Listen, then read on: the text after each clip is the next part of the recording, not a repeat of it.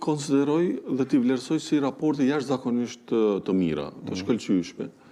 Ju e dini që takimi i parë ndërqeveritar që ka pasur qeveria e Maqedonisë ka pasur pikërisht me qeverinë e Kosovës. Këtu mund ta përmendje edhe hapjen apo realizimin aty one-stop shopit kufirit, pikës kufitare me Kosovën, që kemi bërë edhe në Jazhinc edhe në Blac, që e ka rritur trefisht numrin e qarkullimit të qytetarëve. I ndëgjova pikërisht nga ambasadori i Kosovës në pritjen për shtetësinë e Kosovës këtë vit, që domethënë është trefishuar numri i qarkullimit të vizitave reciproke prej Kosovës në Maqedoni dhe vice versa. Kështu që edhe në aspektin ekonomik, edhe në aspektin kulturor, kemi një raport të shkëlqyeshëm. Këtë vitin e kaluar, mendoj se kemi arritur edhe rekord në shkëmbimin tregtar. I shihja disa shifra, nëse mund të themi që në vitin 2019 shkëmbimi tregtar ka qenë diku 280 milion, 2025 i kemi kaluar 500 milion euro shkëmbim, domethënë kemi vërtet dhe kjo ngritje ka qenë domethënë në një trend të vazhdueshëm, po kjo flet se trendi është pozitiv, raportet janë shumë pozitive, neve na mbetet që ta përmirësojmë këtë pjesën për fat keq infrastrukturore të autostradës Shkup-Blac. Çfarë ndodh fakt me Shkup-Blac ose me projektin Prizren-Tetov? Tani është duke u diskutuar dhe çështja e devijimit të korridorit 8, poshtë një deklarat ka, po themi, reagime nga partitë politike, kryesisht opozitare shqiptare, por një deklaratë të kryeministit Mickovski, i cili tha, nëse kam kuptuar mirë, që megjithëse ai pjesë nuk do të bëhet. Si është situata? Mendoj që opinioni e di, koalicioni vlen edhe shqiptarët në përgjithësi e kanë prioritet shumë të rëndësishëm korridorin 8, dhe ky është një korridor i rëndësishëm jo vetëm për shqiptarët, ky është korridor i rëndësishëm ekonomik, politik, edhe i stabilitetit dhe i sigurisë, që edhe NATO-ja e trajton si të rëndësishëm. Prandaj, mendoj se nuk duhet kemi dilema të raporteve ndëretnike dhe nuk duhet ta vendosim këtë segment në kontekst ndëretnik.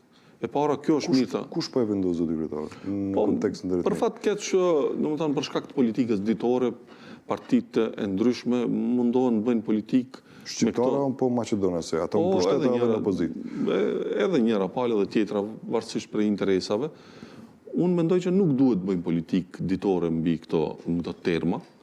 Mendoj që është orientim strategjik i joni antarësimin NATO edhe në BE. NATO ne kemi arritur, tash jemi në tentativa që të hapim negociatat edhe të bëhemi antar të BE-s, dhe korridori 8 është korridor strategjik për vendin tonë. Informacionet që i kam unë sa i përket rrugës Shkup-Blac, nga fillimi i mandatit kësaj qeverie, kemi insistuar që të bëhet sa më shpejt. Kanë filluar procedurat e tenderimit dhe di se në dhjetor është përmbyll procedura e tenderimit, por financimi i atij segmenti bëhet nga Banka Evropiane për Zhvillim. Dhe ata, domethënë, procesi i evaluimit është në bankën atje dhe po presim përgjigje prej tyre.